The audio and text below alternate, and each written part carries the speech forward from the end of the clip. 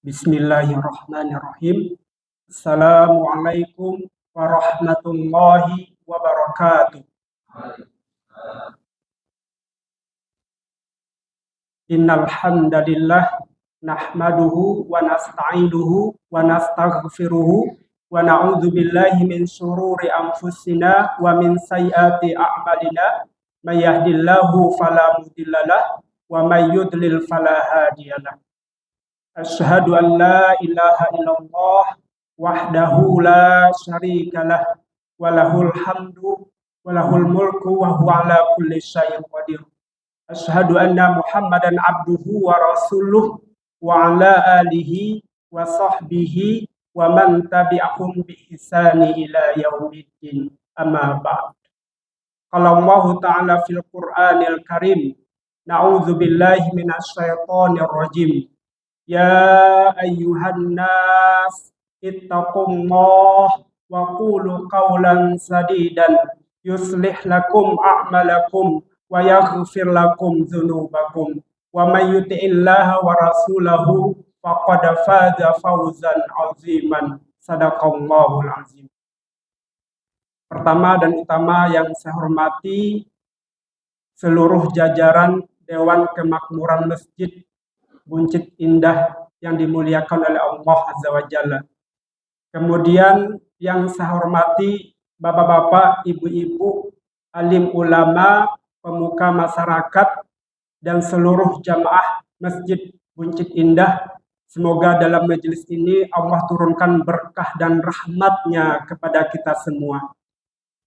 Pertama dan utama tentu kita bersyukur dengan segala nikmat yang telah Allah berikan kepada kita.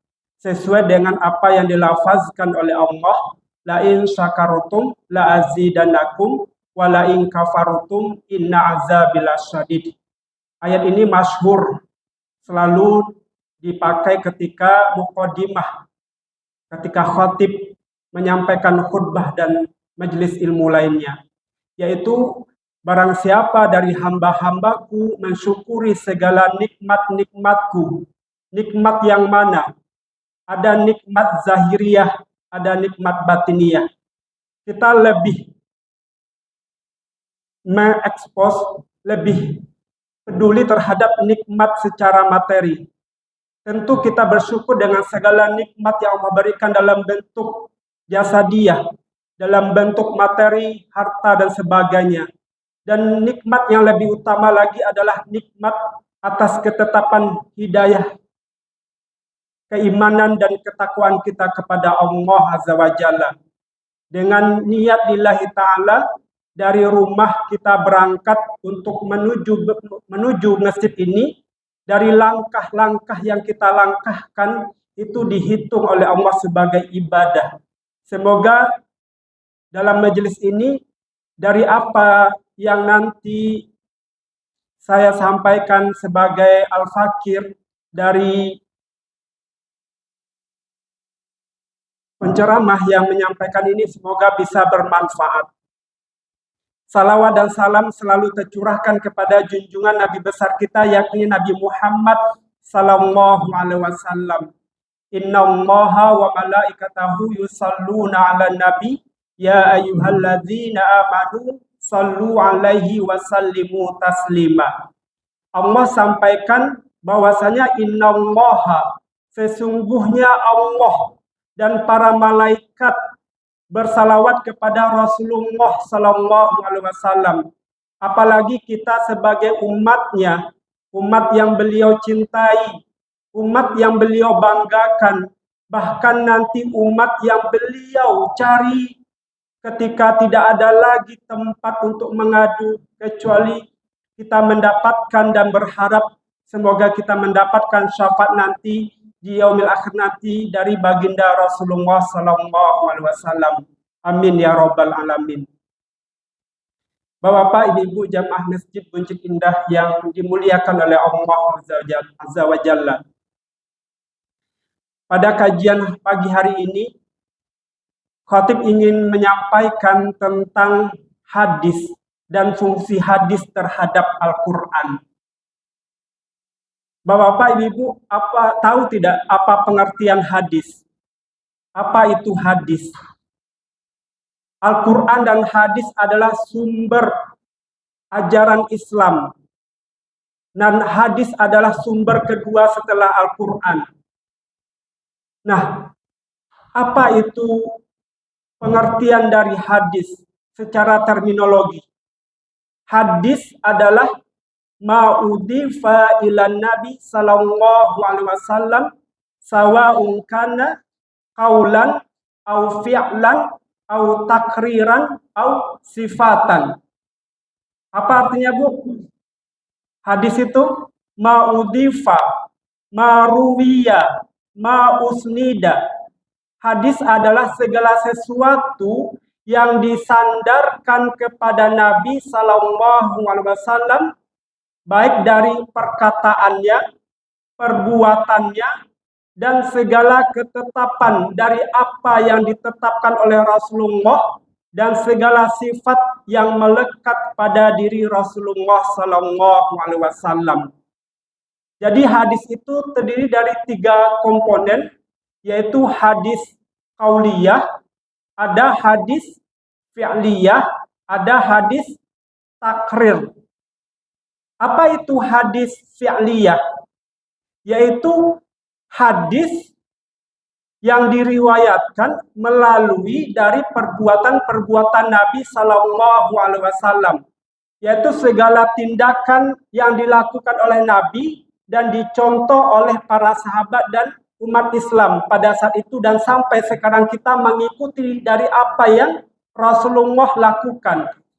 Contoh hadisnya yaitu dari segi qauliyah, dari segi hadis, dari segi perkataan Rasulullah Sallallahu Alaihi Wasallam.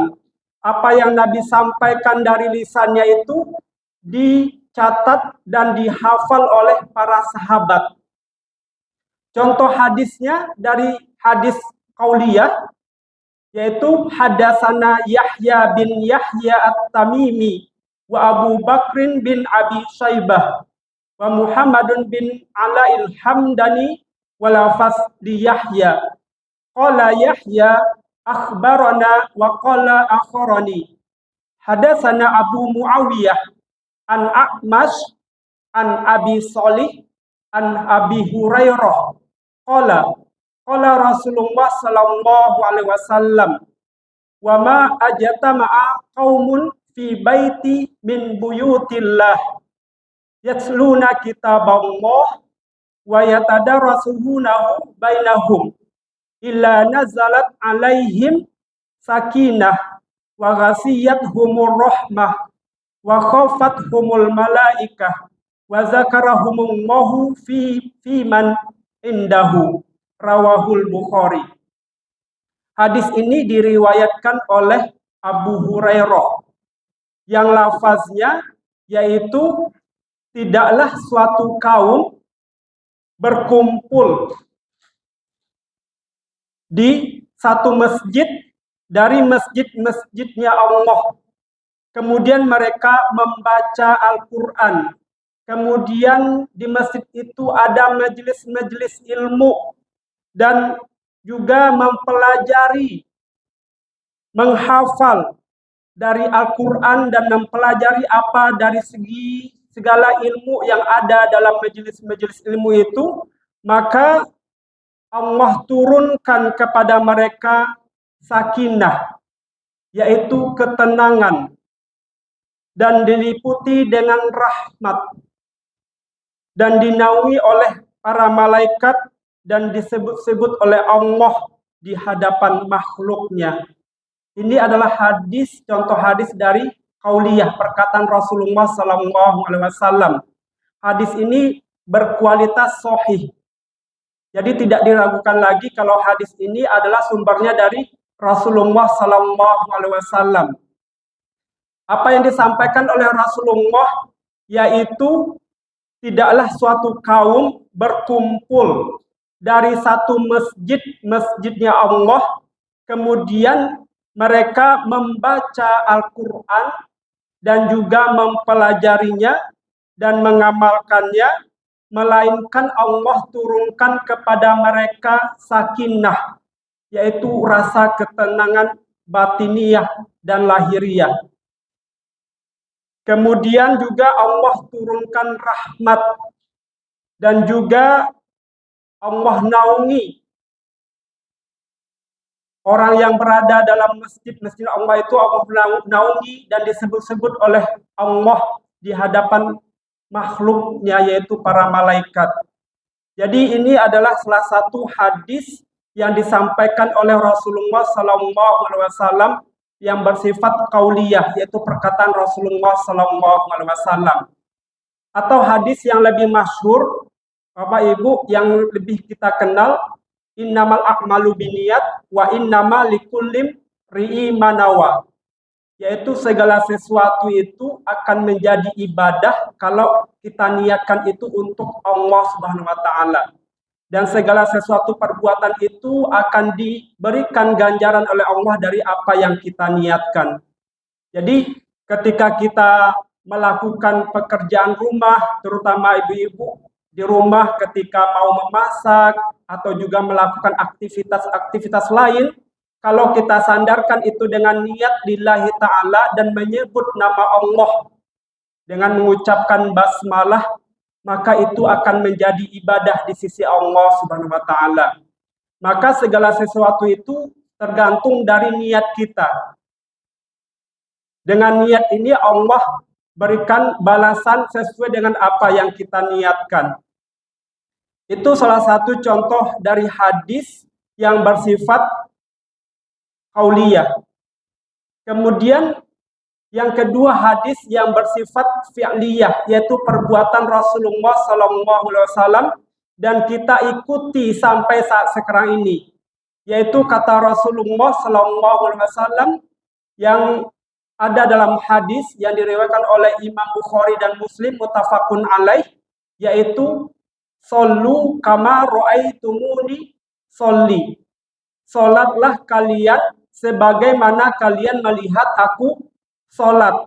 Jadi apa yang kita lakukan ini adalah contoh dari yang dilakukan oleh Rasulullah SAW. Kemudian yang ketiga yaitu hadis yang bersifat takrir, yaitu ketetapan apa yang dilakukan oleh sahabat. Yaitu ada dua kasus hadis yang kami ambil. Yang pertama adalah hadis tentang sholatnya ketika Bilal bin Rabah sesudah sholat, sesudah berwudu. Hadasana Ishaq bin Nasr, hadasana Abu As-Samah, an Abi Hayyan, an Abi Zur'ah, an Abi Hurairah radhiyallahu anhu, anna Nabi sallallahu alaihi wasallam qala Bilal inda sholatil fajri ya Bilal hadatsani bi arja amala amaltahu fi Islam fa inni sami'tu dafa na'laika baini yadaya fil jannah qala ma amiltu amalan arji indi anna lam atatahhar tahuran fi sa'ati laili au naharin illa sholaitu bidzalika tahuru ma kutibali al-usolli. Qala Abu Abdullah dafana laika yakni tahrika. Yaitu dari Abu Hurairah radhiyallahu anhu bahwasanya Rasulullah SAW bersabda dan berkata kepada Bilal, wahai Bilal, ceritakanlah kepadaku tentang suatu amalan yang engkau lakukan di dalam Islam yang paling engkau harapkan pahalanya. Karena aku mendengar suara kedua sandalmu di surga. Nah, Bilal menjawab, tidak ada amalan yang aku lakukan yang paling aku harapkan pahalanya daripada aku bersuci pada waktu malam dan siang hari. Dan setelah aku berwudu, pasti aku melakukan sholat wudu. Sehingga ini aku lakukan dan aku istiqomah dalam melakukannya. Dan itu telah ditetapkan oleh Allah Subhanahu wa Ta'ala. Ini hadisnya adalah bersifat takrir, yaitu ketika Bilal bin Rabah selalu mendawamkan, mengistiqomahkan untuk menjaga wudhunya. Dari pagi dan siang hari sampai malam hari dia selalu menjaga wudhunya. Setelah dia berwudhu, dia sholat wudhu. Padahal Nabi tidak pernah mencontohkan dari apa yang dilakukan oleh Bilal bin Rabah. Kemudian Nabi mendapatkan wahyu bahwasanya suara kedua sendal dari Bilal bin Rabah itu terdengar oleh Nabi di surga. Kemudian Nabi bertanya kepada Bilal bin Rabah, apa amalan yang kamu lakukan sehingga aku mendengar suara kedua sendalmu itu ada di surga? Maka Bilal bin Rabah menjawab bahwasanya aku selalu mendawamkan wudhu dan selalu melakukan setelah wudhu untuk sholat wudhu. Semoga kita bisa melakukan dan mendawamkan dan mengistiqomahkan dari apa yang dilakukan oleh Nabi Muhammad SAW dan juga para sahabat. Kemudian ada hadis yang kedua yang bersifat takrir, yaitu hadasana Abdullah bin Maslamah an Malik an Nu'aim bin Abdullah al-Mujurmir an Ali bin Yahya bin Khilad Az-Zarqani an abihi an Rafa'ata bin Rafa'il Zarqi qala kunna yauman nusolli wara'an Nabi sallallahu alaihi wasallam falamma rafa'a ra'sahu min raka'ati qala sami'allahu liman hamidah qala rajulun wara'ahu rabbana walakal hamdu hamdan katsiran thayyiban mubarakan fi falama insarafa qala minal mutakallam qala ana qala ra'aitu bid'atan wa salasina malakan yabtadarunaha ayyuhum yaktubuha awal. Hadis ini adalah hadis yang diriwayatkan dari Rifa'ah bin Ra'ah bin Rafi Az-Zuraqi. Pada suatu hari kami sholat di belakang Nabi Sallallahu Alaihi Wasallam. Ketika mengangkat kepalanya dari ruku, beliau mengucapkan Sami Allahu liman hamidah. Apa doa ruku, Bu? Setelah ruku kita itidal, apa bacanya, Bu? Sami Allahu liman hamidah. Rabbana lakal hamdu wa mil'ul ardi wa mil'ul masyik tamin sya'in ba'du. Ya, Bu. Ya, kemudian ada tambahan doa yang diajarkan yang Nabi mendengar doa ini diaminkan oleh para malaikat. Doa ini dilafazkan oleh Rifa'ah bin Ra'ah bin Rafi Az-Zuraqi, yaitu para malaikat mengaminkan dari doa apa yang dibaca oleh Rifa'ah bin Ra'ah, yaitu dengan doa Rabbana walakal hamdu hamdan katsiran thayyiban mubarakan fih. Hafal nggak doanya, Pak, Bu? Hafal. Hamdan katsiran thayyiban mubarakan fih, yaitu artinya wahai Tuhan kami, bagimu segala pujian, aku memujimu dengan pujian yang banyak, yang baik dan penuh berkah. Dengan doa ini para malaikat mengaminkan dari apa yang dibaca oleh sahabat. Dan semoga kita bisa istiqomah untuk melafazkan dari doa yang disampaikan oleh sahabat radhiyallahu anhu. Kemudian Bapak, Ibu-ibu jamaah Masjid Buncit Indah yang dirahmati oleh Allah Azza wa Jalla,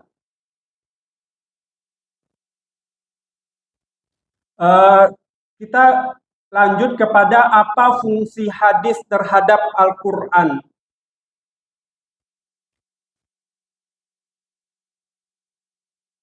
yaitu dalam Al-Quran surah An-Nahl ayat 44. Mungkin Ustaz bisa minta tolong untuk dibaca surah An-Nahl ayat 44.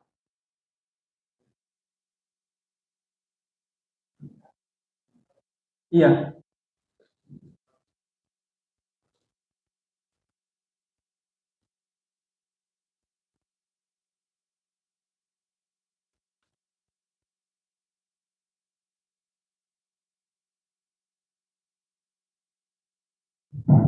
Bismillahirrahmanirrahim. Surah An-Nahl ayat 44. Mereka telah utus dengan membawa keterangan mukjizat dan kitab-kitab.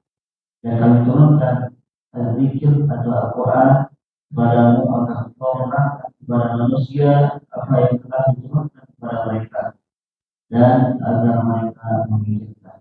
Ya, kalau ayatnya apa Ustaz? Oh, ya. Bismillahirrahmanirrahim. Bil-bayyinati was-zubur. Ya.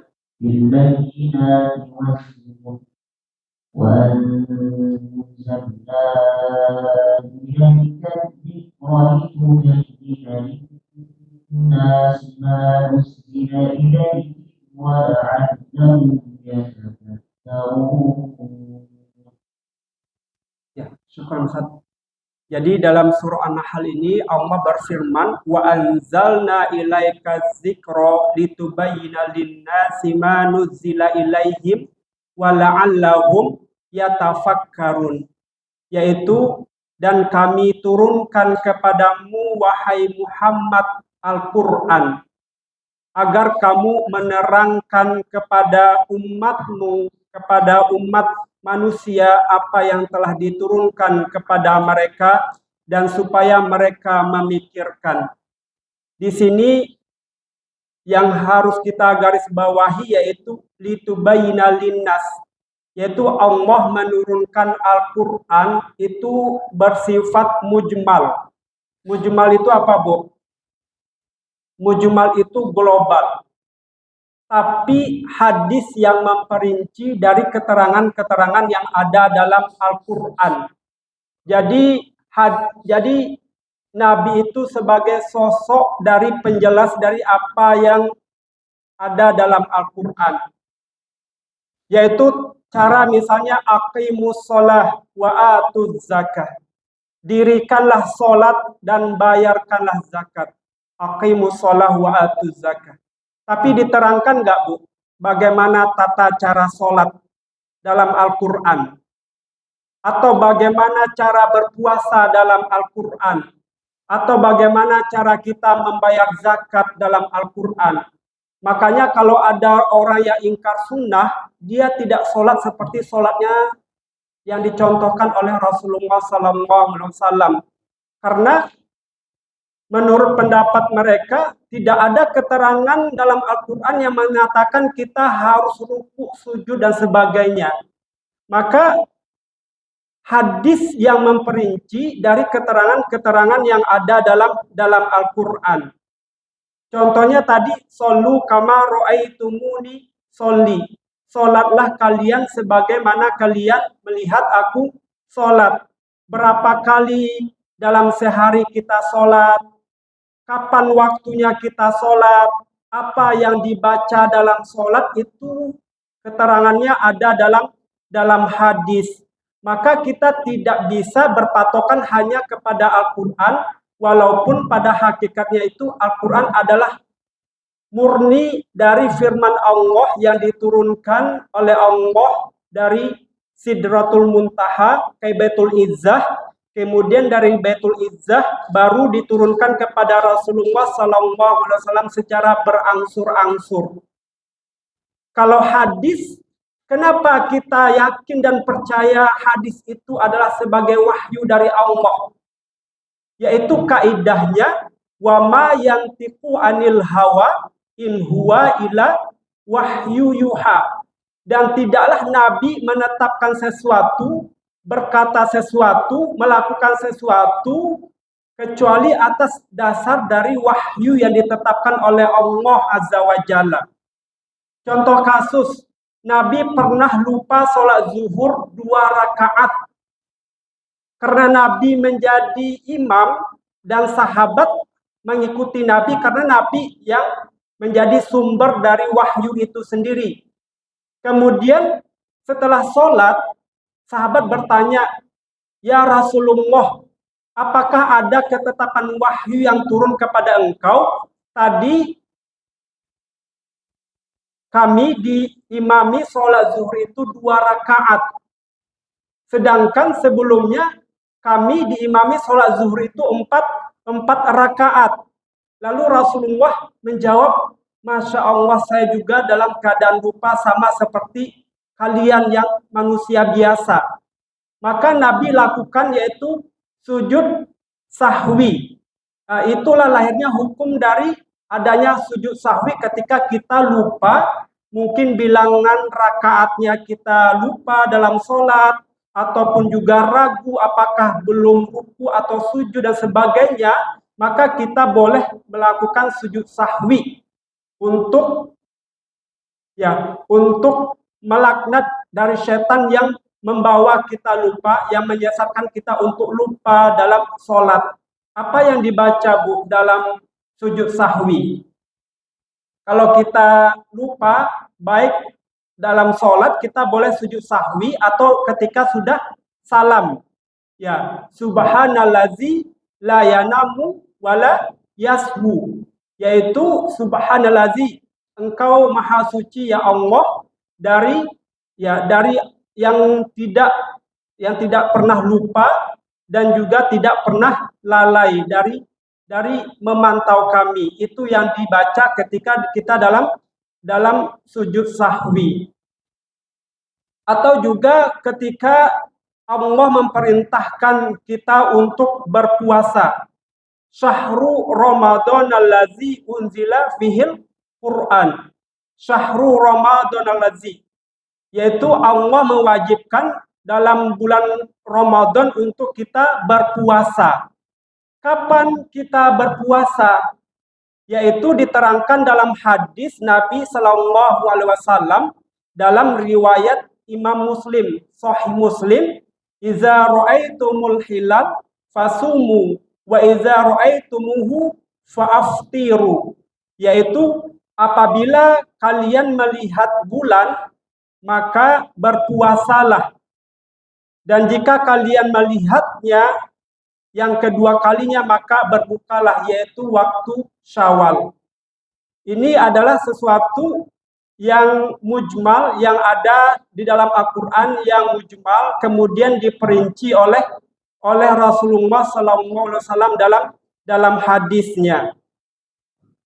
Kemudian jemaah Masjid Buncit Indah yang dirahmati oleh Allah Azza wa Jalla, yang kedua, ada hadis itu berfungsi sebagai ta'kid, sebagai penguat dari keterangan-keterangan yang ada dalam Al-Quran, yaitu apa yang disyariatkan, apa yang diwajibkan oleh Allah Azza wa Jalla, yaitu kita diperintahkan untuk sholat, kita diperintahkan oleh Allah untuk berpuasa, kita diperintahkan oleh Allah untuk membayar zakat dan haji bagi yang mampu. Itu ditakkid, diperkuat oleh Rasulullah SAW dalam hadisnya yang diriwayatkan oleh Ibnu Umar radhiyallahu anhu. Qala Rasulullah SAW, "Bunyal Islam ala khamsin." Yaitu pokok tiang dari agama Islam itu ada 5. Yang pertama, syahadah. Asyhadu an la ilaha illallah wa asyhadu anna Muhammadur Rasulullah.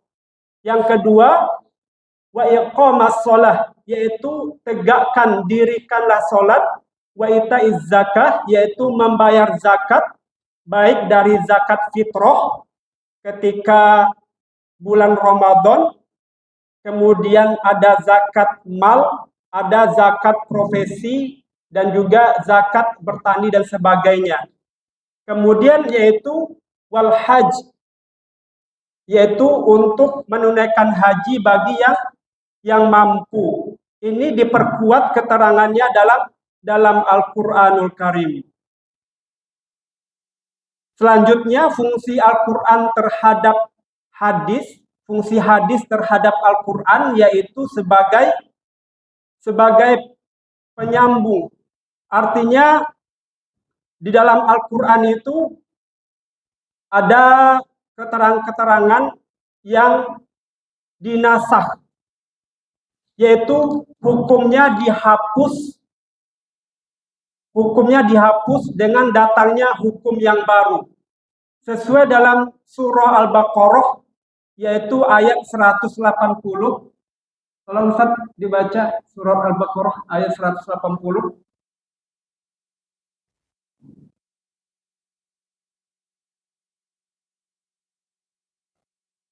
180.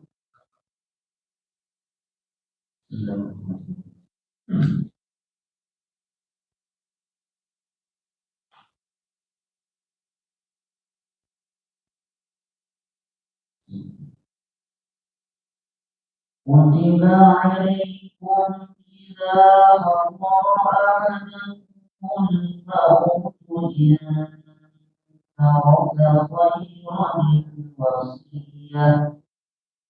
الوصية للوالدين والأقربين بالمعروف حقا على المتقين.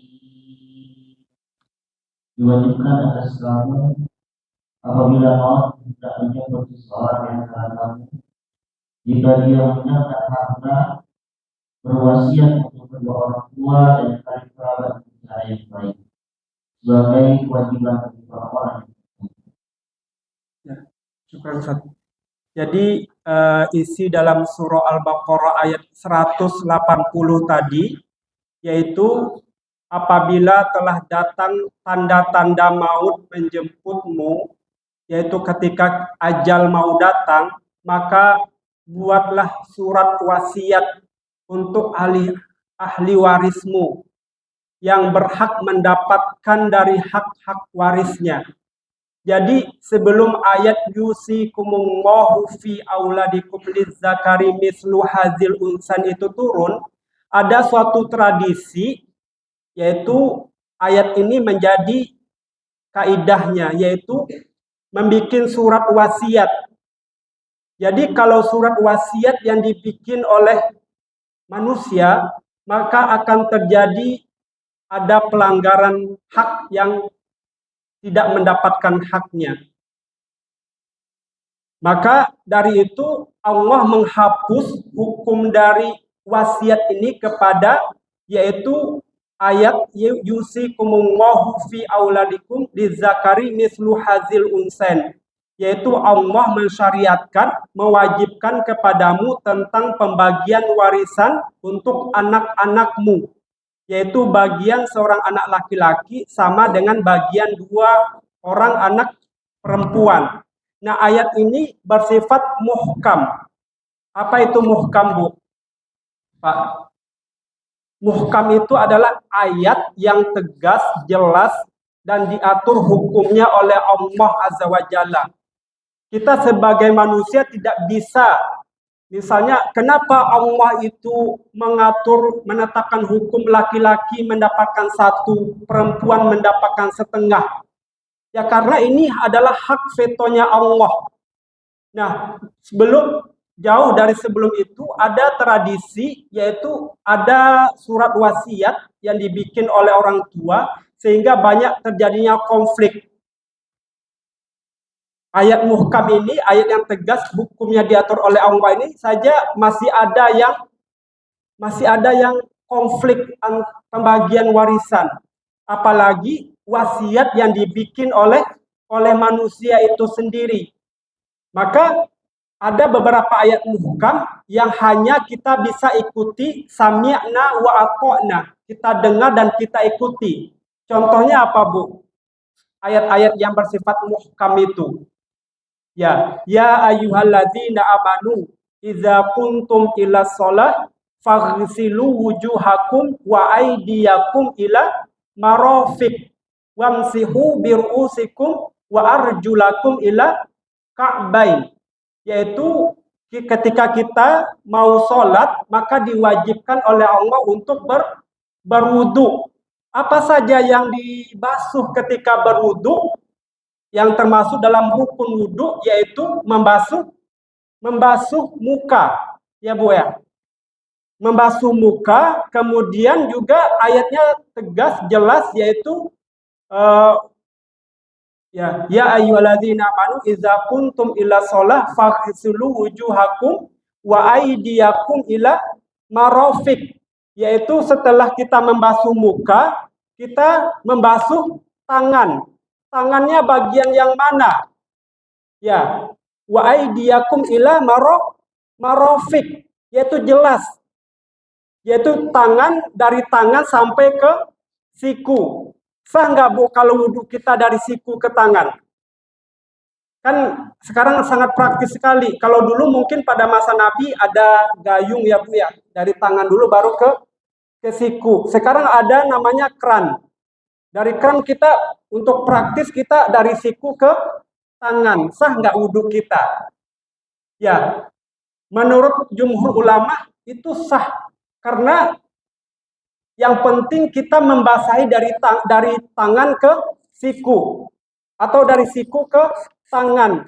Kan ada kemarin viral ya Bu, ada salah satu ustazah menyatakan nggak sah wudhunya kalau nggak dari tangan dulu ke siku. Ya Bu ya, ada nggak kemarin kita dengar viral dari ustazah menyampaikan nggak sah wudhunya kalau dari tangan dulu sampai ke siku.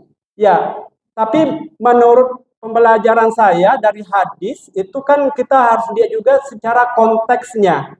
Konteks sekarang kita lihat bahwasanya ada alat-alat yang membuat kita praktis dalam beribadah. Contohnya dalam berwudu ada kran yang memudahkan kita. Kalau dari tangan dulu bisa menyebabkan basahnya baju kita dan sebagainya. Maka menurut kami dari pembelajaran hadis itu sah-sah saja ketika kita membasuh atau berwudu dari siku sampai ke tangan. Wamsahu birusikum, yaitu membasuh dari kepala. Ada orang yang berwudu sampai basah ke kepalanya sampai ke pundaknya. Karena apa? Karena dia menjaga kehati-hatian dalam berwudu. Boleh-boleh saja, tapi itu juga berlebihan. Ya, kalau bagi ibu-ibu mungkin pakai jilbab tidak memudahkan, agak sulit ya Bu ya. Boleh hanya kepala saja yang di depan boleh. Yang penting rambut kita kena. Kemudian juga wa arjulakum ila ka'bain, yaitu membasuh kaki sampai ke mata kaki. Ya, yang masih membasuh, mengusap. Ya, artinya kita nggak boleh berwudu ketika kan ada kran ya Bu ya. Kran kita itu kakinya cuman digini-ginikan saja. Ya disiram-siram saja kayak gini. Itu kita harus menjaga kehati-hatian juga. Mungkin ada noda-noda najis-najis yang menempel yang kita tidak tahu. Maka dari itu kita harus mengusap atau juga meletakkan tangan kita ke kaki kiri dan tangan kanan ke kaki kiri. Ini adalah ayat-ayat yang jelas tegas yang diatur oleh Allah hukumnya dan kita mengikuti. Ini disebut dengan muhkam. Ada lagi yang bersifat mutasyabih. Apa itu? Perlu ada penafsiran atau perlu penjelasan kepada ayat lain atau kepada hadis. Contohnya apa Bu? Wasariqu wasariqatu faqta'u aydiyahuma. Pencuri laki-laki dan pencuri perempuan, maka potonglah tangannya. Nah, di sini tidak dijelaskan bagian mana yang dipotong tangannya ketika ada kasus pencurian. Ya, tangan yang mana yang dipotong tidak dijelaskan dalam ayat itu, maka butuh ada penjelasan kepada hadis atau ayat yang lain, yaitu pernah satu kasus terjadi ada pencurian dan terbukti kemudian dilakukan hukum kisos. Maka yang Nabi potong tangannya adalah bagian pergelangan tangan. Kemudian ayat ini juga bersifat konteks. Artinya hukum kisos ini bisa ditafsirkan kepada hukum. kepada hukum pidana yang lain seperti di kita yang ada di Indonesia, ada hukum undang-undang yang mengatur, yaitu kalau terbukti ada orang yang mencuri, maka ya dia dipenjara berapa lama dari ketetapan hukum yang diadili di pengadilan. Maka ini ayat-ayat yang bersifat mutasyabih. Kemudian ada ayat yang lagi yang bersifat muhkam, yaitu contohnya hurimat alaikumul maitatu wadamu walahmul khinzir wa ma uhilla li ghairi billah, yaitu diharamkan atas kamu memakan apa Bu? Memakan bangkai. Ya, hurimat alaikumul maitatu, memakan bangkai kecuali bangkai ikan dan belalang. Ya Bu, ikan itu kan udah jadi bangkai baru bisa kita makan. Nah, itu boleh. Nah, selain dari itu tidak boleh kita makan. Misalnya ada ayam yang mungkin dia itu baru mati baru mati Bu ya, sejam yang lalu. Kemudian kita sembelih, kemudian lalu kita makan. Itu tidak dibolehkan, diharamkan. Kemudian yang kedua, wadamu, yaitu darah. Ya, darah yang segar maupun darah yang beku. Tidak boleh kita makan. Secara medis, dalam darah itu mengandung penyakit atau virus. Ya, ada nggak Bu orang yang minum darah? Ya, sesuatu yang Allah larang pasti ada yang melakukannya. Ya misalnya, ya apa namanya di pelosok dari Sumatera Utara sana ada orang yang minum darah, ditampung darah ayam atau darah anjing, kemudian mereka minum. Ya, maka ada tradisi jahiliyah yang mereka itu minum darah ya untuk memperkuat tenaga dan sebagainya. Makanya yang Allah tetapkan, yang Allah larang itu pasti ada yang memakannya atau yang melakukannya. Kemudian walahmul khinzir, yaitu ya kita tidak boleh, umat Islam tidak boleh memakan babi. Ya Bu, ya boleh nggak Ustadz kita makan daging babinya secuil? Ya, tetap tidak boleh karena ayatnya jelas tegas tidak boleh, tidak boleh atau haram hukumnya kita makan yang berasal dari babi. Mungkin ada produk-produk ya, produk-produk itu dari bahan-bahan babi. Maka kita harus berhati-hati ketika berbelanja. Ya, jangan hanya diambil saja tanpa melihat komposisi dari produk itu. Ya, bahkan ada banyak, misalnya ada satu kasus dia memakan ternyata dilihat ternyata ada kandungan babi. Maka dalam mengkonsumsi sesuatu itu kita harus tegas, harus jelas melihat dari mana zatnya, apa bahan-bahannya. Ya. Kemudian selanjutnya wama uhilla li ghairi billah, yaitu sesuatu yang disembelih tanpa menyebut nama Allah. Kemudian ya, contohnya misalnya bapak-bapak atau ibu nyuruh orang untuk nyembelih ayamnya. Kemudian orang itu tidak punya ilmu ya atau juga lalai tanpa menyebut nama Allah, maka ya zat dari binatang yang dimakan itu akan menjadi haram. Atau misalnya ketika kita berburu, ya kalau dulu mungkin ada tradisi berburu ya Pak. Kemudian kalau ya buruan kita itu menjadi halal, maka ketika kita melepaskan panah itu kita menyebut nama Allah Subhanahu wa taala. Maka ini adalah salah satu ya ayat atau hadis yang bersifat muhkam yang hanya kita bisa ikuti dan bisa kita kerjakan tanpa melihat atau tanpa mengambil apa alasan dan sebagainya. Kemudian selanjutnya ada fungsi hadis terhadap Al-Quran itu yaitu takyid al-mutlak. Apa itu takyid al-mutlak? Yaitu hadis membatasi kemutlakan ayat-ayat yang ada dalam Al-Quran.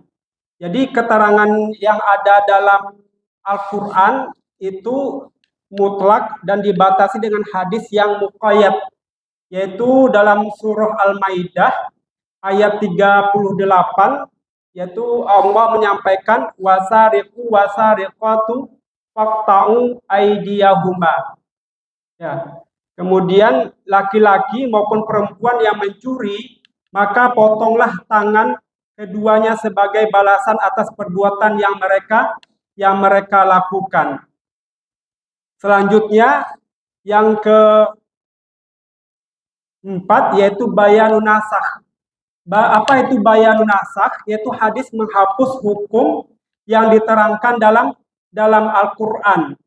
Misalnya tadi kutiba alaikum iza ahadara ahadakumul maut in taraka khairan alwasiyatu lil walidain wal aqrabin bil ma'ruf haqqan alal muttaqin, yaitu diwajibkan atas kamu apabila maut hendak menjemputmu atau seseorang dijemput atau tanda-tanda kematian datang kepada kita. Nah, jika dia meninggalkan harta, berwasiatlah untuk kedua orang tua dan karib kerabat dengan cara yang ma'ruf. Nah, kewajiban atau wasiat ini agar supaya harta itu bisa mendapatkan dari ahli warisnya secara sempurna, secara utuh.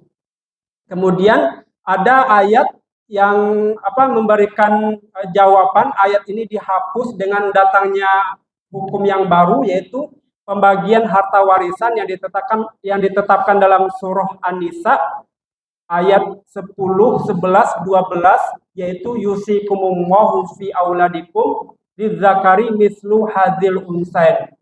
Nah, ada sekelompok feminis yang menolak ayat ini karena mereka berpemahaman bahwasanya dalam Islam itu tidak adil. Jadi Islam itu tidak adil kepada perempuan, seolah-olah perempuan itu termarginalkan.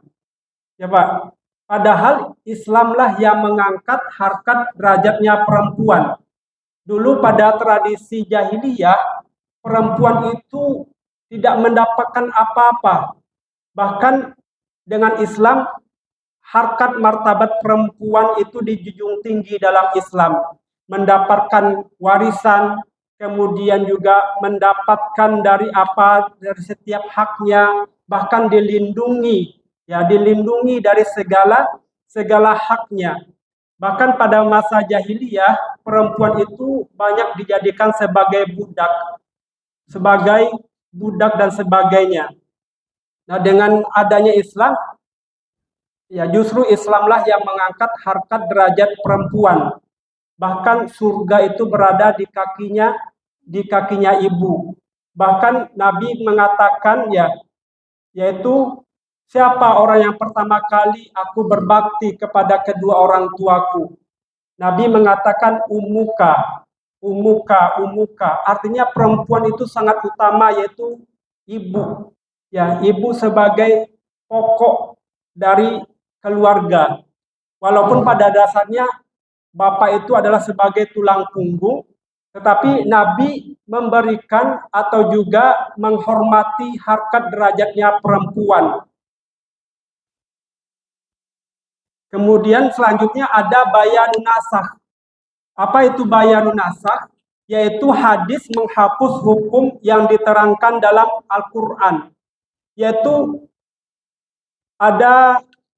tadi ada tentang hukum-hukum yang diatur oleh Allah yang kemudian dicantumkan dalam hadis Nabi Shallallahu Alaihi Wasallam. Kemudian yang kelima yaitu bayanu tasyrik, yaitu hadis yang menciptakan hukum syariat yang belum dijelaskan dalam Al-Quran. Contohnya seperti tentang diharamkan kita memakan binatang yang berbelalai. Ya Bu, ada nggak dalam Al-Quran ayatnya? Hah? Ya.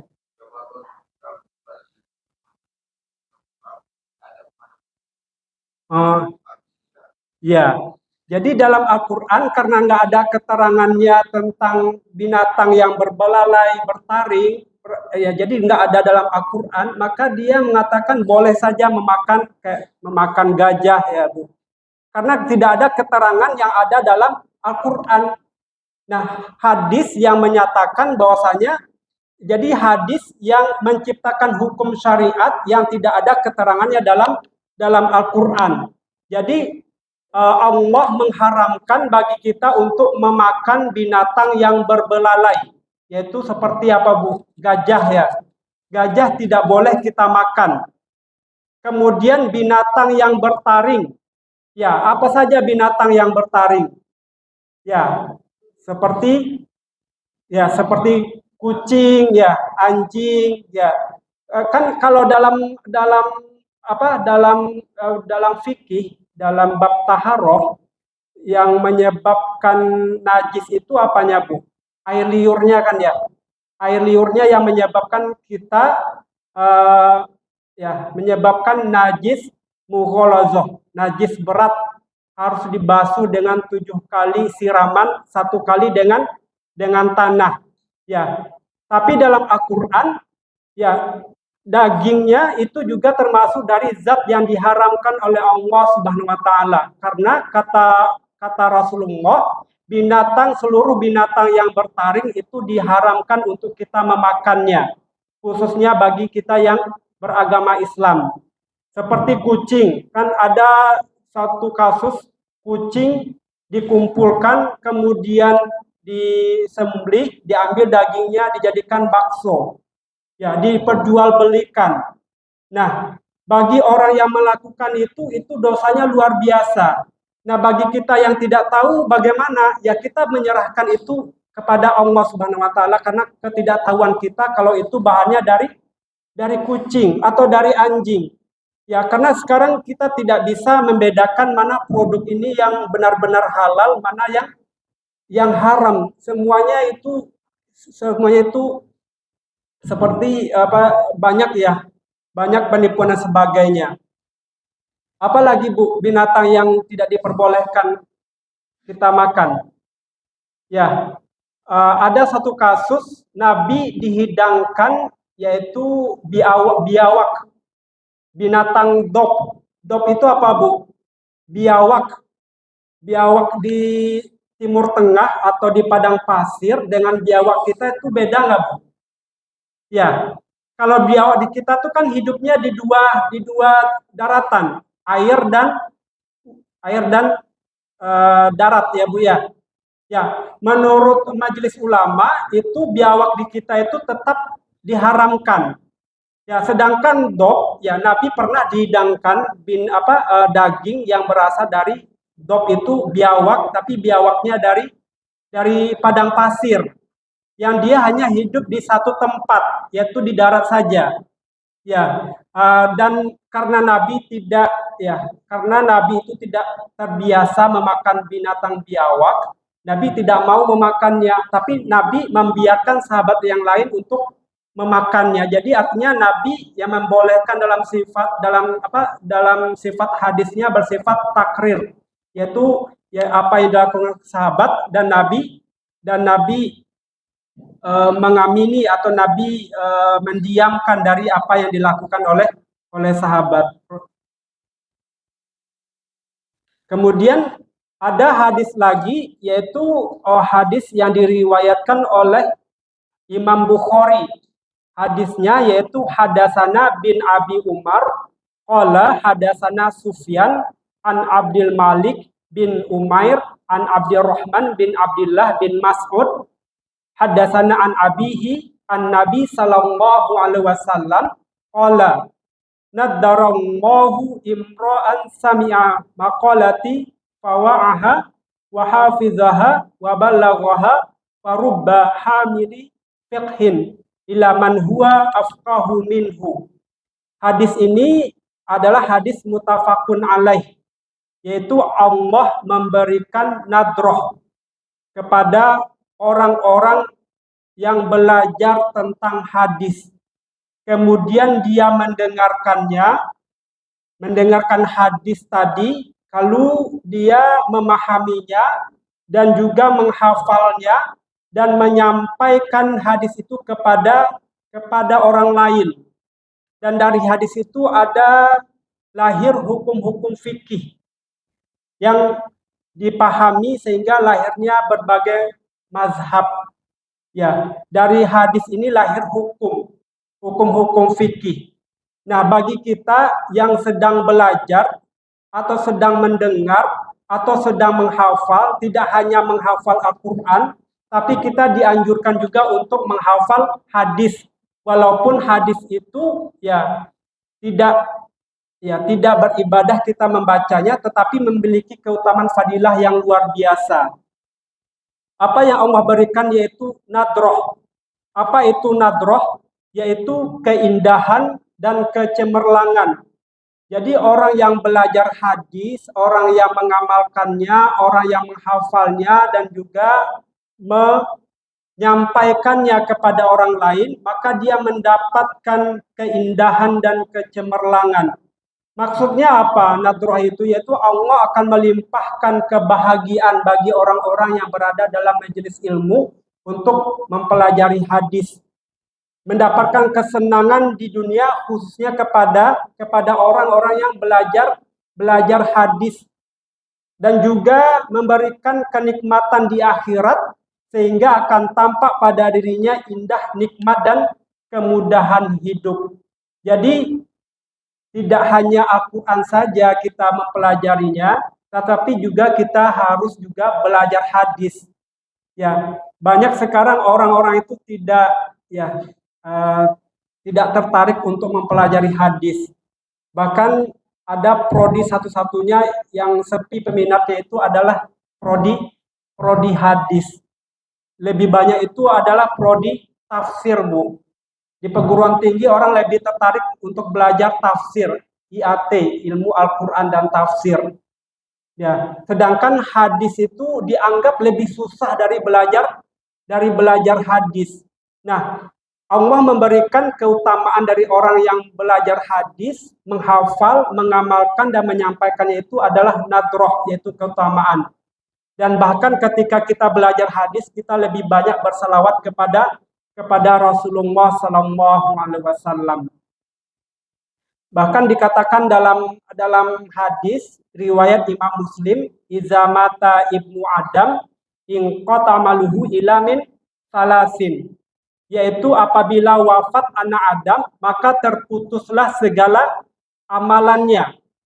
Kenapa domirnya ke Bani Adam, Bu? Kenapa enggak ke umat Nabi Muhammad SAW? Ya, karena pada dasarnya 3 amalan ini memang sudah ada sejatinya manusia itu diciptakan.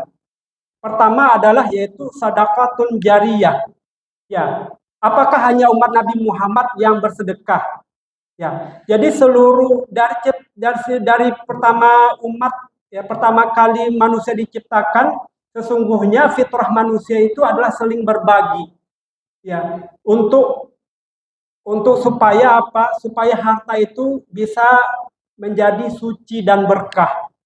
Ya, apapun yang kita berikan, apapun yang kita infakkan, apapun yang kita sedekahkan, apapun yang kita zakatkan itu, maka tidak hanya mendapatkan balasan di dunia, bahkan ketika wafat pun amalan itu akan terus mengalir kepada kita. Kemudian yang kedua, waladun solihun yad'u lahu, yaitu anak yang soleh yang selalu mendoakan orang tuanya. Yaitu ya, ketika kita punya anak, maka anak itu adalah sebagai aset kita untuk dunia dan akhirat kita. Jadi jadikan anak itu sebagai anak yang bisa bermanfaat bukan hanya di dunia saja, tapi juga nanti setelah kita tiada. Bahkan doa anak, ketika anak berdoa, ya, maka laksana seperti cahaya yang menembus gelapnya malam. Tidak ada batasan, tidak ada yang menutupi dari doa yang disampaikan, yang dimunajatkan anak kepada orang tuanya.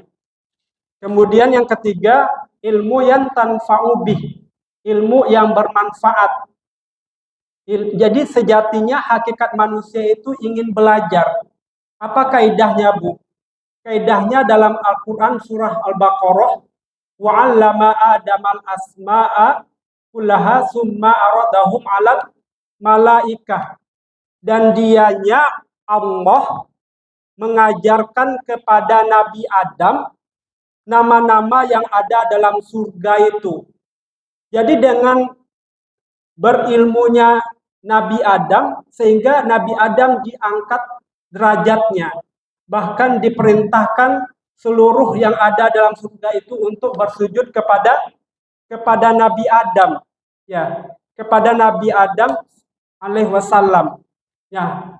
Jadi dengan ilmu yang bermanfaat, ya, kemudian kita amalkan, kemudian kita sampaikan kepada orang lain dan orang lain juga mengamalkan. Contoh yang lebih mudahnya, misalnya kita kita mengajak teman kita, yuk sholat duha, yuk, atau melakukan yuk untuk hadir di majelis ilmu, yuk, atau juga kita mengajak orang untuk dia bisa tahu dan juga diamalkan dari apa yang disampaikan, sehingga orang tadi berubah, sehingga orang tadi mengerjakan dari apa yang kita ajak. Maka amalan itu yang dilakukan oleh kita, yang kita ajak, selama dia masih melakukan, maka pahala dia akan mengalir kepada kita, walaupun ya kepada kita, dan amalan dia tidak berkurang satupun dari apa yang dia kerjakan. Jadi kenapa Allah sangat cinta kepada orang-orang yang duduk di majelis ilmu? Kenapa Allah itu menurunkan malaikat kepada orang-orang yang dianya itu duduk di majelis ilmu? Jadi dalam hadis qudsi Rasulullah SAW menyampaikan, yaitu man saghalahul Quran an zikri wa mas'alati a'taituhu afdala ma'u'tiya sa'ilin wa fadlu kalamillah ala sairil kalam kafadlillah ala khalqihi. Hadis yang diriwayatkan oleh Imam Tirmizi, yaitu artinya barang siapa yang disibukkan oleh Al-Quran dalam majelis-majelis ilmu, dan dia membacanya, dan dia mendengarkan, dan dia juga mengamalkan dan menyampaikannya dalam rangka berzikir kepadaku dan memohon kepadaku, niscaya aku akan memberikan sesuatu yang lebih utama daripada apa yang telah aku berikan kepada orang-orang yang telah meminta kepadaku. Dan keutamaan kalam Allah daripada seluruh kalam yang selainnya, seperti keutamaan Allah atas makhluknya. Nah, hadis ini adalah hadis qudsi yang menegaskan kepada kita bahwasanya Allah itu sangat cinta sekali kepada orang-orang yang dalam majelis ilmu menyebut-nyebut nama Allah, kemudian juga dia mendapatkan ilmu walaupun satu titik, kemudian dia mengerjakan dan mengamalkan dari apa yang dia dengarkan, dari apa yang dia dapatkan, kemudian dia sampaikan kepada orang lain, dan dia dalam istiqomah untuk selalu berada dalam perbuatan itu. Jemaah dari Masjid Buncit Indah yang dirahmati oleh Allah, Bapak Ibu, mungkin itu yang bisa kami sampaikan. Mungkin ada pertanyaan yang bisa, atau diskusi yang ingin bisa kita didiskusikan dari apa yang telah kami sampaikan tadi, dari hadis, kemudian fungsi hadis terhadap Al-Quran.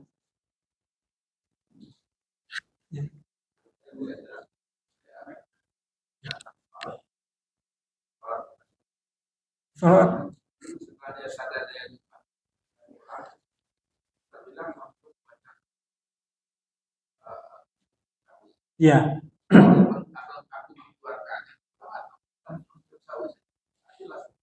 Ya, jadi misalnya ketika tasyahud akhir, Pak ya, itu kita perasaan ada yang lupa misalnya, sudah selesai. Ya, ketika sudah selesai, itu kita lakukan sujud seperti sujudnya tasyahud akhir. Kan dia baru 2 rakaat. 2 rakaat. Kan sholat zuhur Iya. 2 rakaat, tidak ada yang kurang. Iya. Iya. Enggak ditambah, Pak. Karena itu dalam posisinya lupa. Jadi kalau lupa itu boleh kita sujud sahwi tanpa menambah 2 rakaat lagi. Gitu. Jadi hadisnya seperti itu. Kalau dalam posisi sholatnya sadar, itu kan rukhsah yang diberikan oleh Allah. Jadi kalau kita misalnya tasyahud akhir mungkin merasa ini 3 apa 4 mungkin ya. Imam kita di depan. Ya. Kira kedua dia salah. Belum. Kita tegur kan. Belum bubar tuh. Kalau kasus sudah terbilang tadi kan sudah selesai baru bicara. Iya. Itu cara yang bisa terjadi. Ya. Kita menegur imam pada saat yang sholat. Ya, kalau misalnya posisinya kita sekarang ini kan tidak berada di tengah-tengah kehidupan Rasulullah. Ketika imam lupa, kita bisa mengingatkan posisinya. Misalnya ketika imam lupa, kita sadar ini dia lupa, bisa kita ingatkan untuk mengucapkan istighfar. Saya kalau dia istighfar, sambui, dia lanjutkan. Jelas. Ya, kalau dia lupa, dia secara manusia ketika diingatkan pasti dia akan berdiri lagi, Pak. Ya, kalau berjamaah ya. Tapi karena pada posisi Nabi pada saat itu dia benar-benar lupa dan sudah selesai, Nabi tidak menambah dari sholat yang kurang tadi, cuman dia melakukan sujud sahwi seperti tasyahud akhir. Jadi tidak bermakmuman lagi sujud sahwi masing-masing. Iya, masing-masing. Ya, karena Nabi pada saat itu berada di tengah-tengah sahabat, Nabi melakukan itu dan diikuti oleh sahabat. Gitu. Maksud saya kan beda kalau dia berjamaah, ada imam, ada yang. Iya. Kalau di situ seolah bilang tahu. Makanya saya bilang jelas. Apakah jangan balik berjamaah lagi? Enggak. Ya, jadi karena tadi diingatkan oleh sahabat, ya Nabi melakukan sujud sahwi dan Nabi mencontohkan dan sahabat lain mengikuti. Gitu. Berarti artinya dia tetap dalam berjamaah dengan Rasulullah SAW dari sujud sahwi tadi. Tidak sendiri-sendiri sahabat Nabi melakukan sendiri, sahabat melakukan sendiri enggak. Tapi berarti dia masih dalam berjamaah walaupun hanya sujud sahwi. Ya. Ya. Ya. Kan tidak ada jelas hubungan mari kita lakukan sujud sahwi bersama, tidak ada kan. Dia lakukan sujud sahwi yang tadi. Biasanya dia sedang berharapan Ya. Jadi tidak maksud saya artinya sujud sahwi itu harus jelas. Apakah harus ada seperti di sholat berjamaah lagi? Baik atau masing-masing saja. Tidak ada penjelasan. Ya, jadi kalau misalnya imamnya lupa, ya di kita saat sekarang ini lupa, dan ketika imam diingatkan juga dia lakukan, kita boleh melakukan sujud sahwi tadi, Pak. Ya itulah. Ya. Rasulullah itu melakukan sujud sahwi yang begitu kan. Ya. Padahal posisinya kan sudah selesai sholat. Di dalam ikut imaman. Iya. Nah, saya tidak mendengar bahwa balikan lagi, berbarang lagi, melanjutkan bersama sekali. Tidak. Ya, jadi ketika kasus itu jadi Nabi lupa. Ya. Tidak ada penjelasan yang kita tangkap. Apakah ini dilakukan seperti sholat dilanjutkan lagi hanya atau masing-masing. Tapi saya juga Rasulullah yang lain itu mengarah. Iya. Iya. ingatkan. Iya. Jadi kalau ini selesai, apa dia berdiri, ada ingatkan, terus rasanya dia sampai normal. Iya. Tabinya di mana? Jadi kalau masih dalam keadaan sholat, ketika imamnya sadar, dia boleh berdiri lagi, Pak. Berdiri lagi. Karena ada yang mengingatkan, ya. Boleh dia berdiri lagi. Tapi misalnya kasusnya imamnya sudah diingatkan, ya, dan tetap dia tidak sadar dari apa yang diingatkan itu, ya, kita tetap ikut imam. Tetap ikut imam, cuma nanti melakukan sujud sahwi gitu. Karena dalam sholat kita hanya mengikuti imam. Tidak boleh misalnya imamnya udah salam kita berdiri lagi karena ya kita tidak berada pada barisan imam gitu kan. Ya. Ya. Kalau imamnya motor berasa dia cukup, ya. Misalnya kan kita selisih ada 3 dan 4. Ya. Dia merasa 4. Ya. Dia tetap salah. Ya tetap salam. Kita ikuti aja. Makanya imam itu tanggung jawabnya besar sekali. Jadi imam itu bertanggung jawab bukan hanya kepada dirinya sendiri, tapi juga kepada jamaah yang mengikuti dia dalam sholat. Misalnya ada satu kasus, Pak. Ada orang sholat berjamaah. Ya, mungkin bisa dicontohkan. Ya, sholat berjamaah, Pak Arif. Ada berjamaah di sini. Kemudian di sini dia ada dengan dua orang ya, Pak, ya Bu, berjamaah. Kemudian ada setelah itu di rakaat ketiga atau kedua ada jamaah lagi yang datang ikut dia. Kemudian setelah selesai sholat imam yang satu ini salam dan orang ini ada ketinggalan 1 rakaat dan dia tinggal 3 rakaat. Kemudian dia mengganti imam yang baru. Itu tidak diperbolehkan, Pak. Jadi mengangkat 2 imam dalam satu sholat itu tidak diperbolehkan. Ada yang melakukan itu memang ada yang melakukan itu. Itu mungkin dia tidak paham, tidak punya tidak belajar dari kitab sholat, bab sholat dari mengangkat 2 imam dalam satu sholat itu diharamkan. Kalau imam itu tidak menjalankan yang biasa, boleh bubar. Iya. Jadi imam. Iya. Sholat harus. Terus kan dia tetap ruku. Dia tidak membacakan. Dari belakang kembali ke tempat. Iya. Dari kita tunggu baca-baca. Rupanya ada tidak ngerti sholat jadi ribut. Iya. Sholat baru lagi kasih imam. Karena dia itu ya. Rupanya dia mau akan jadi imam. Iya, jadi dalam mengangkat imam itu juga kita harus lihat dia tidak boleh mengangkat imam yang mungkin backgroundnya seperti apa ya Pak ya. Ini terus saya alhamdulillah ini tetap ada.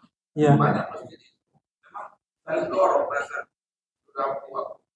Nah, kebetulan ada orang baru datang dianggap kuat kayak apa yang meyakinkan. Iya. Didorong aja di imam. Iya. Itu pernah kejadian yang lebih parah lagi. Saya dorong balik. Iya Pak. Ikut bersama-sama ke operasi di orang lain tahu bahwa dia bukan. Tapi dia paling rapi segala macam. Nah, orang dia dorong lah. Karena dia nggak belum dia jadi terus melakukan semangat. Jadi karena soalnya zuhur dia nggak bisa baca dia tahu gerakannya. Dia lakukan serang. Iya. Jadi ya banyak Pak kasus-kasus seperti itu terjadi gitu. Jadi makanya di masjid-masjid ya. Jadi imam itu besar tanggung jawabnya untuk mengimami sholat ya. Tidak boleh mengangkat imam itu misalnya hanya dari tampilannya, tapi juga dilihat dari segi ilmunya, kemudian dari segi dari segi muruahnya dan sebagainya. Ya Bu.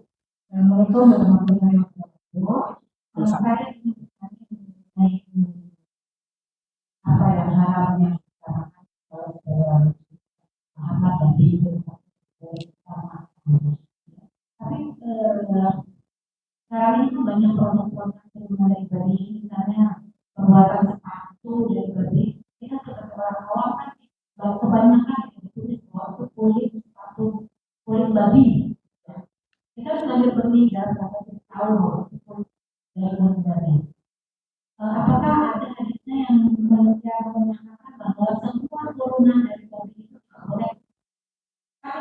makan ya, maksud saya itu tidak bisa makannya buat sepatu kan kita mungkin makan sepatu dari itu. Itu hukumnya apa? Balik juga yang buat itu ini balik padahal saya nggak tahu ini balik di toko nggak tahu itu kulit babi apa kita termasuk berdosa karena kita memang membeli sesuatu yang tidak tahu. Iya. Yang kedua memang mengenai tadi dalam tertarik itu kan kita sederhana ya karena juga kita memelihara anjing kalau saya itu boleh kita di dalam rumah tetapi banyak juga yang berpikir kalau mau memelihara anjing di luar rumah jadi di pekarangan rumah itu boleh. Nah saya masih ragu apakah betul memelihara anjing tapi tidak masuk ke dalam rumah itu diperbolehkan. Setahu saya kalau rumahnya besar, rumahnya kebun itu memang menjaga kebun kita itu anjing boleh pelihara di luar. Tapi kalau kita rumahnya rumah tangga biasa, jalan komplek, tapi kita taruh di luar. Waalaikumsalam warahmatullahi wabarakatuh. Terima kasih Bu atas pertanyaannya. Jadi pertanyaan pertama tentang ketidaktahuan kita tentang suatu produk yang itu berasal dari babi ya Bu ya. Produksinya bahannya dari babi. Ya, yang diharamkan itu memakannya ya. Nah, misalnya ada produk atau bahkan medis Bu.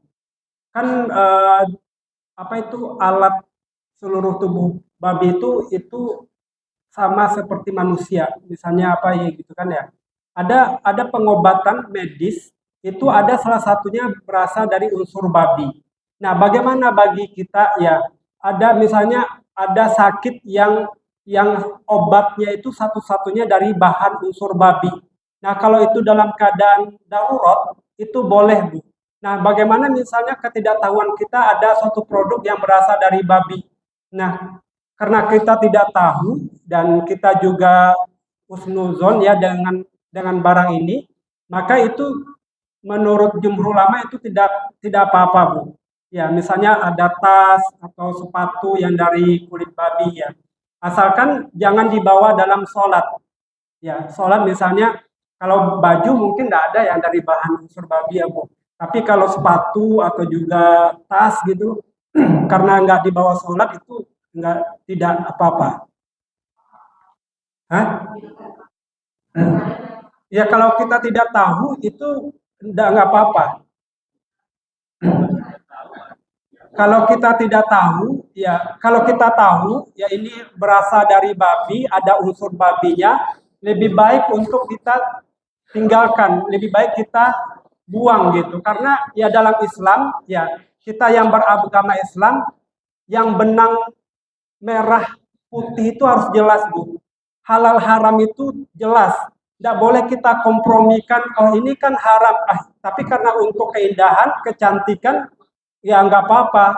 Ya, jadi halal itu jelas, haram itu jelas gitu. Jadi kalau memang bahannya kita tahu ini dari babi, lebih baik untuk kita buang gitu. Karena kita sadar atau juga ada produk yang memang sudah ada ini ya pemberitahuan kalau ini dari babi gitu. Lebih baik kita buang, tinggalkan gitu Bu. Kemudian pertanyaan kedua tentang memelihara anjing. Ya, ada mazhab ya Imam Syafi'i menyatakan dengan secara tegas jelas bahwasanya air liur anjing dan bulu anjing itu adalah najis katanya. Kenapa? Karena anjing itu tabiatnya sukanya menjilat tubuhnya. Jadi kehati-hatian Imam Syafi'i terhadap najis dari anjing ini karena najisnya itu mukhalazah ya Bu ya. Najis yang berat. Jadi kehati-hatian Imam Syafi'i, kita yang bermazhab Syafi'i tidak boleh memegang anjing. Misalnya lihat di jalan anjingnya lucu gitu kan ya. Anjingnya imut dan sebagainya.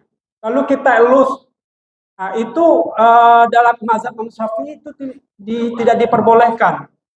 Tapi dalam mazhab Imam Hanafi itu diperbolehkan. Itu ada yang Al-Quran jelas betul mendekati. Ya. Ya itu salah satu dasarnya Pak. Ya.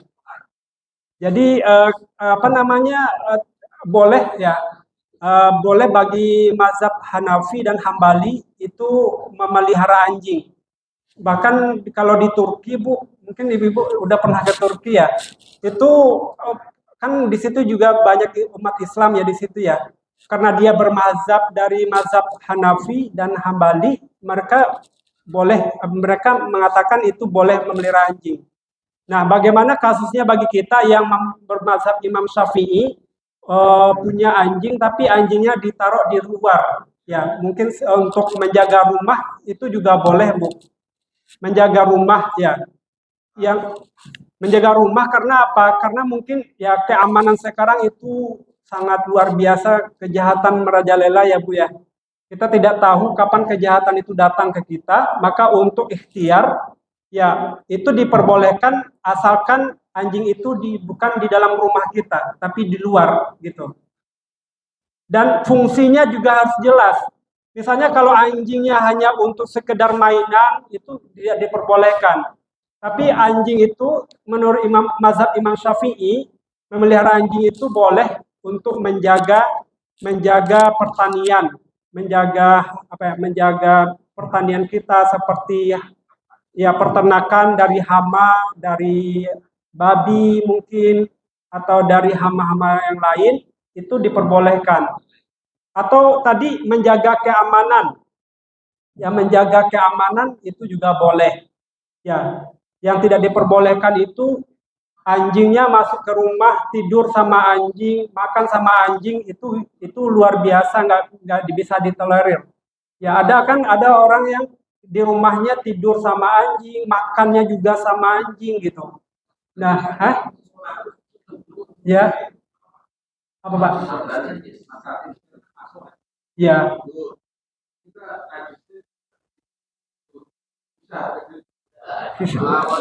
Karena kan anjing itu Pak suka menjilat ya. Misalnya kita bertamu ke rumah orang yang memelihara anjing ya Pak ya. Ya, pasti anjing itu otomatis akan mengejar kita. Ya, mengejar dan menjilat kita. Percaya nggak Bu? Iya. Ya jadi ketika kita bertamu ke rumah teman mungkin ya, yang dia memelihara anjing ke rumahnya, ya otomatis anjing itu akan datang ke kita dan menjilat-jilat kita, bagian kaki dan sebagainya. Ya kalau mau ditendang juga nggak enak dan sebagainya kan Pak ya. Maka dalam hukum Islam itu untuk menghilangkan najis itu apa namanya dengan cara membasuh dengan 7 kali ya dengan 7 kali siraman dan 1 kali dengan tanah gitu. Ya. Bahkan dalam fikih kontemporer sekarang tanah itu bisa digantikan dengan sabun. Ya. Sekarang fikih kontemporer sekarang karena ya tanah sekarang susah dicari Pak ya. Tanah susah dicari, maka dikontekstualkan boleh dengan sabun gitu. Tapi kita harus ingat juga bahwasanya hukumnya kan qot'i ya Bu ya, jelas tegas bahwasanya ketika kita kena najis ya yang lebih utama dulu dengan tanah. Ya, kita cari ikhtiar dulu dengan tanah. Kalau tanahnya sudah tidak ada baru kita cari opsi yang lain seperti sabun gitu. Ya, itu diperbolehkan untuk fikih kontemporer sekarang, melihat konteks sekarang yang mana tanah itu susah dicari. Misalnya di komplek ini, di mana kita bisa dapatkan tanah? Ya. Iya, Pak. Iya. Ya, kalau dalam hadis Nabi hanya memelihara kucing, Pak. Punya kucing, ya, kucing. Ya. Kalau anjing nggak ada. Nggak ada anjing. Ya. Oh, itu wanita, Pak. Dari wanita yang dianya itu ya apa namanya tuh maaf ya Pak ya, dari dia berprofesi sebagai wanita PSK, kemudian melihat anjing yang dia itu kehausan ya, kemudian dia memberikan minum anjing yang kehausan tadi dan wanita itu masuk surga. Jadi artinya bahwasanya dalam akhlakul karimah kita itu kita tidak hanya hablum minallah saja, tapi juga hablum minannas, yaitu tidak hanya bermuamalah kepada manusia saja, tapi juga seluruh lingkungan hidup kita yang ada, seperti hewan dan sebagainya. Boleh ya, Pak? Berikan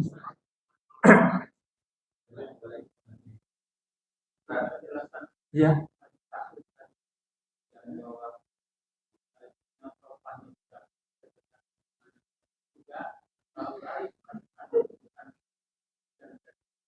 Ya.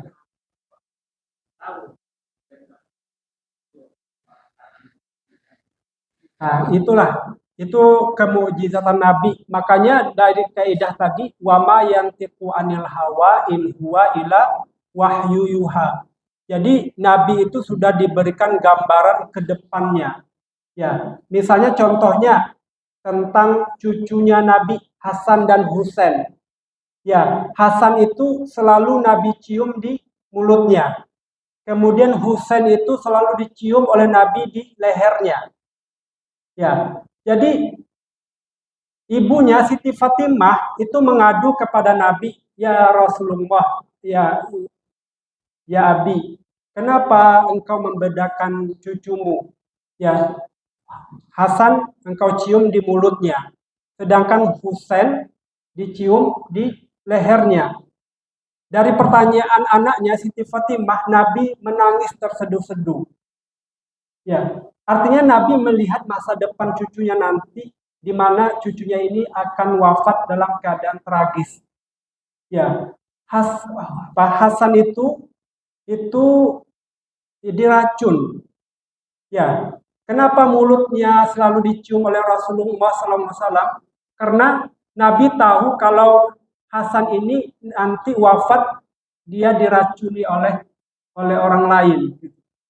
Jadi Nabi tahu akan masa depan seperti apa karena memang Nabi diberikan mukjizat. Bahkan bukan hanya masa depan, tapi Nabi juga tahu tentang hari akhirat.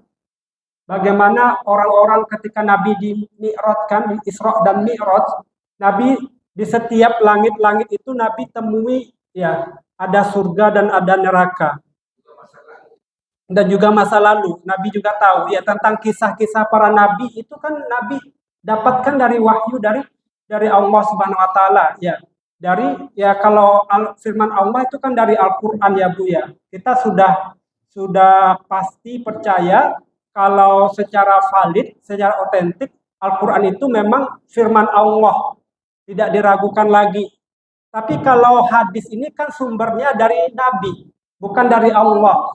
Tapi segala sesuatu yang Nabi katakan, segala sesuatu yang Nabi tetapkan, segala sesuatu yang Nabi lakukan itu juga berdasarkan dari wahyu yang diwahyukan oleh Allah Subhanahu wa taala tadi. Contohnya tadi sholat sujud sahwi tadi. Ya. Ya, Pak. Ya.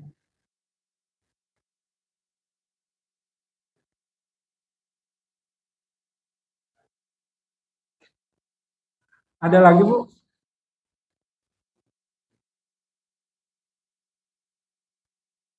Contohnya tadi yang satu lagi apa ya? Ketika Nabi mengimami sholat subuh, Nabi itu mendengarkan para malaikat berbondong-bondong mengaminkan dari doa yang dibaca oleh Rifa'ah bin Ro'ah bin Rafi Az-Zuraqi dari sahabat Nabi Sallallahu Alaihi Wasallam. Ketika Nabi menjadi imam, ketika setelah tidak ruku tidak ya. Kemudian Rifa'ah bin Ro'ah bin Rafi membaca Rabbana walakal hamdu hamdan katsiran thayyiban mubarakan fi. Nah, ini harusnya kita hafal, Pak. Hafal nggak, Pak? Bu? Hafal ya, insya Allah ya. Hamdan katsiran thayyiban mubarakan fi. Artinya doanya itu singkat tapi memiliki keutamaan yang luar biasa. Bahkan para malaikat berbondong-bondong mengaminkan doa ini yang didengar oleh Rasulullah Sallallahu Alaihi Wasallam.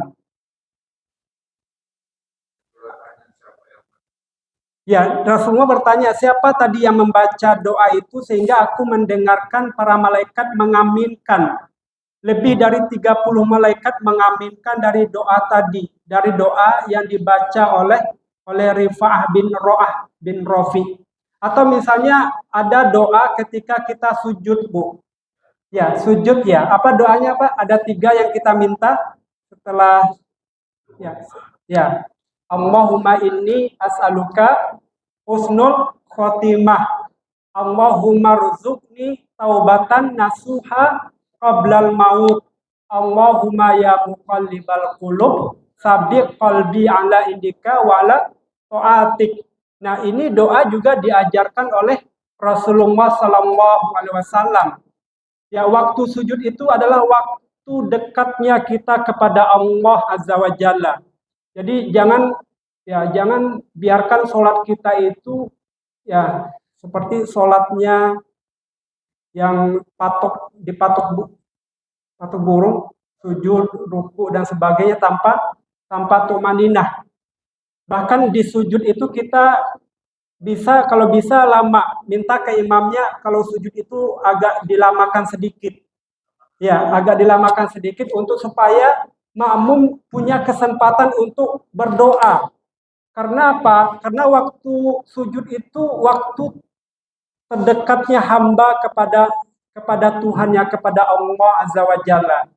Ya, apalagi di masjid ini ya luar biasa ya Pak ya, tentang kedisiplinannya, majelisnya dan sebagainya. Minta kepada imamnya untuk supaya agak dilamakan waktu sujud akhirnya.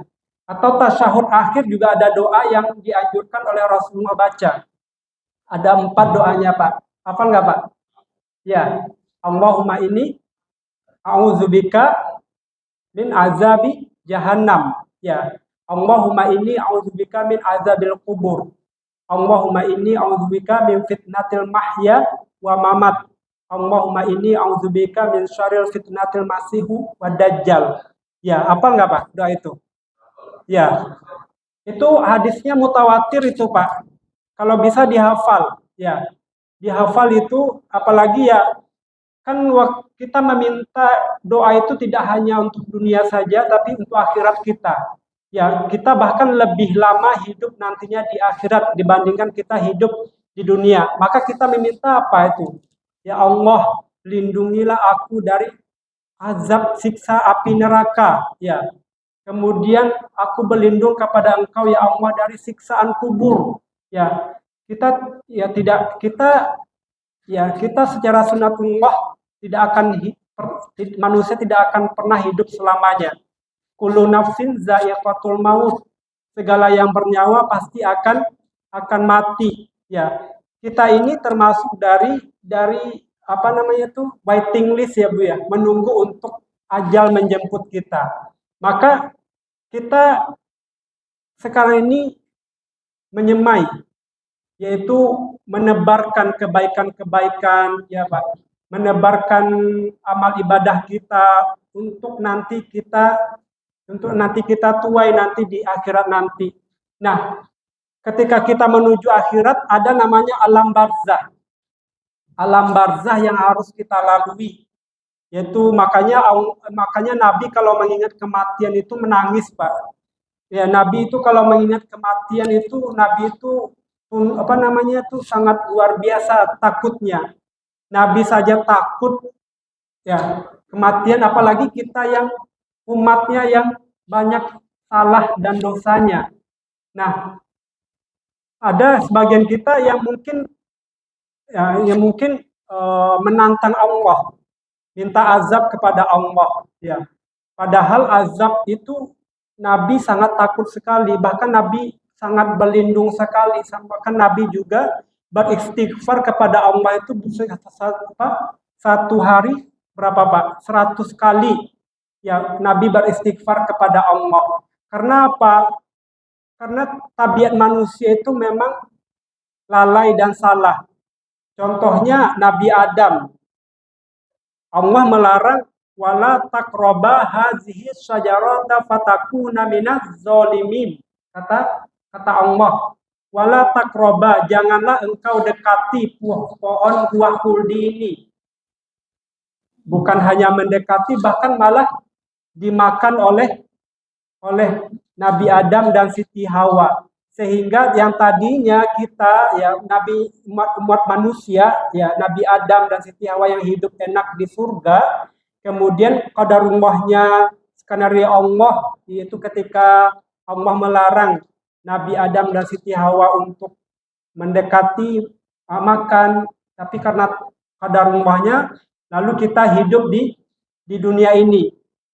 Berapa lama Nabi Adam berdoa, Bu, kepada Allah agar bisa diampuni doanya, agar diampuni dosanya?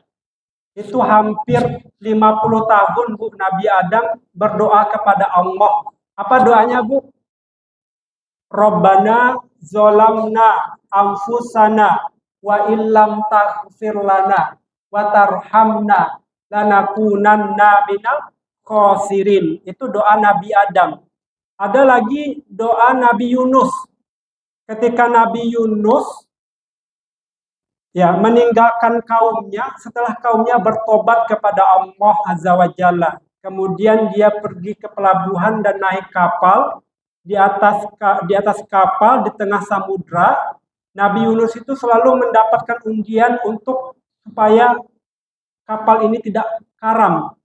Ya, selalu Nabi Yunus yang mendapat undian, sehingga Nabi Yunus dibuang ke tengah samudra dan dimakan oleh ikan paus. Berapa lama Nabi Yunus berada dalam ikan paus, Bu? 40 hari, 40 malam. Apa yang dibaca oleh Nabi Yunus?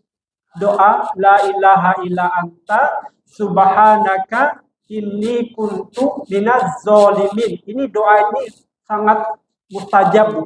Kalau kita dalam keadaan mungkin kehimpitan hidup atau dalam keadaan gundah gulana, doa ini harus kita dawamkan.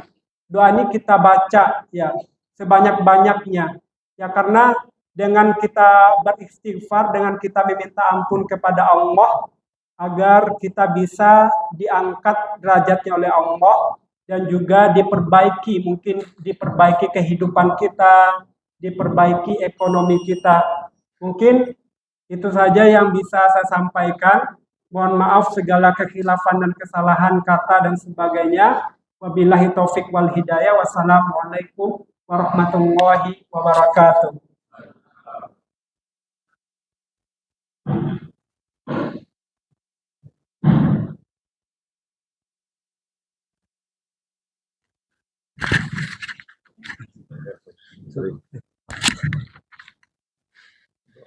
Allahu Akbar, Allahu Akbar. Kalau bisa wajib. Allah